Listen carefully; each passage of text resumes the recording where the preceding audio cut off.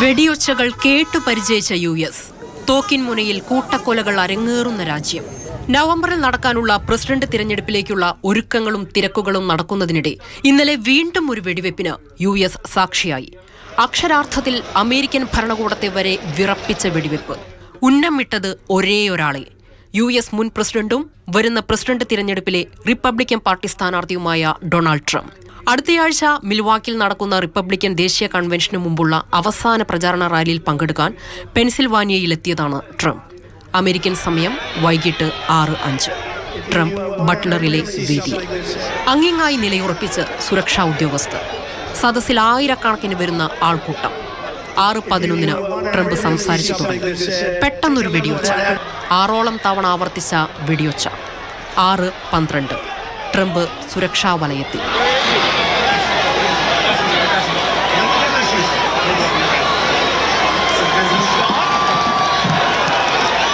ജനക്കൂട്ടത്തിന്റെ കൂട്ടനിലവിളി. 2 minute. സുരക്ഷാ കാവലിൽ Trump ഗ്രൗണ്ടിന് പുറത്തേക്ക്. വലതു ചെവി ചോരയിൽ കുതിർന്നിരുന്നു. ഞെട്ടിത്തെരിച്ച ജനത്തെ വകഞ്ഞുമാറ്റി സുരക്ഷാ ഉദ്യോഗസ്ഥർ ട്രംപിനെ വാഹനത്തിലേക്ക് കയറ്റി.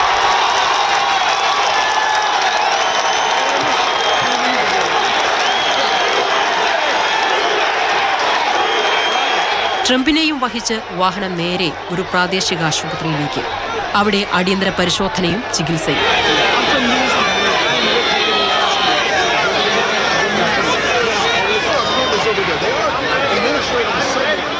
സീക്രട്ട് സർവീസ് മേധാവിയും ആഭ്യന്തര സുരക്ഷാ സെക്രട്ടറിയും വഴി അപ്പോൾ തന്നെ പ്രസിഡന്റ് ജോ ബൈഡൻ വിവരങ്ങൾ അറിയുന്നു.